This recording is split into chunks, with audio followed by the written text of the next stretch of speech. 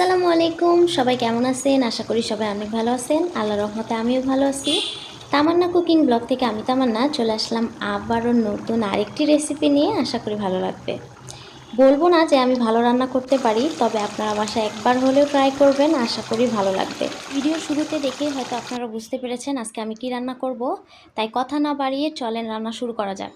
তো আমি আজকে গরুর মাংস মাখায় বসায় দিব, সেই জন্য সব কিছু একে একে দিয়ে দিব।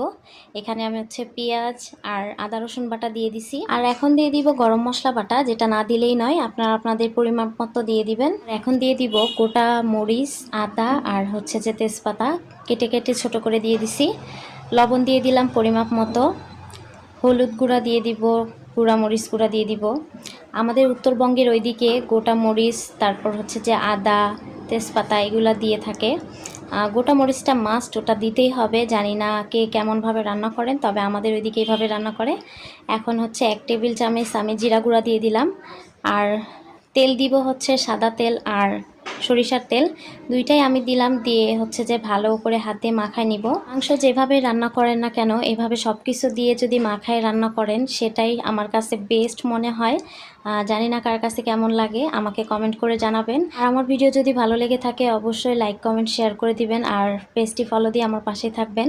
তো আমি ভালো করে কিন্তু গরুর মাংসটা হাত দিয়ে মাখায় নিচ্ছি।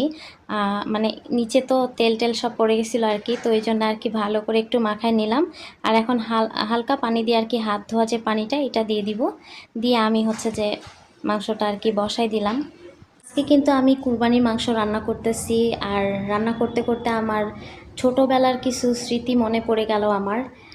ঈদের দিন আমরা কিন্তু সবাই নতুন জামা কাপড় পরে গোসল টোসল করে সাজুগুজু করে, মানে সবাই ভাই বোন যারা আছে সবাই একসাথে বের হইতাম। কার মেহেদি কেমন হয়েছে, কার ড্রেস কেমন, আমরা তো ঈদের দিন দেখাইতাম সবাইকে, ঈদের আগে দেখাইতাম না। আর আম্মু তো সব রান্না বান্না, রুটি করতো, সেমাই করতো, যা যা আর কি ঘরের কাজ আম্মু সব কিছু একা হাতে করতো। তো আগে বুঝতাম না, এখন কিন্তু বুঝতেছি যে মা ব্যাপারটা কি আসলে। মা যে কত বড় একটা সম্পদ, মা বাচ্চা কাচ্চাদের জন্য কত কিছু স্যাক্রিফাইস করে, সেটা এখন বুঝতে পারতেছি। তো কথা বলতে বলতে আমার না কেমন জানি কান্না চলে আসতেছে। আমি যতটুকু পারি আমার বাবা মাকে খুশি রাখার চেষ্টা করি, আর বাকিটা তাদের উপরে, জানি না তারা খুশি হয় কি না। তবে একটাই কথা বলবো যে আমার বাবা মা যেন আমার জন্য সবসময় দোয়া করে, আর আমি তাদেরকে যেন এভাবে ভালোবেসে আমার বাকি জীবনটা কেটে দিতে পারি, আর তারাও যেন ভালো থাকে, সবসময় দোয়া করি। মেয়ে হিসাবে যতটুকু পারি না পারি তাদের জন্য মন খুলে দোয়া করি, আল্লাহ যেন তাদেরকে অনেক ভালো রাখে। মা তুমি অনেক ভালো থেকো, আমার একটি কথাই, আর তুমি আমার জন্য দোয়া করিও।